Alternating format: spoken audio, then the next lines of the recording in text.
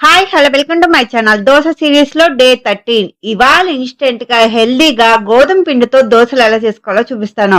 భలే రుచిగా ఉంటే డెఫినెట్ గా ట్రై చేయండి. ముందుగా ఒక కప్పు గోధుమ పిండిని తీసుకోండి. 1 టేబుల్ స్పూన్ బొంబాయి రవ్వ, అదేనండి సూజీ రవ్వని యాడ్ చేసుకోండి. అరకప్పు పుల్లటి పెరుగుని, 1 కప్పు వరకు వాటర్ ని, తగినంత సాల్ట్ ని యాడ్ చేసి ఉండలు లేకుండా బాగా కలుపుకోండి. ఇలా ఉంటుంది కన్సిస్టెన్సీ. ఇప్పుడు మరో అరకప్పు వాటర్ ని పోసుకుని మళ్ళీ కలుపుకోండి. ఇలా జారుగా ఉండాలి కన్సిస్టెన్సీ. ఇప్పుడు ఒక 15 నిమిషాలు నానబెట్టుకోండి.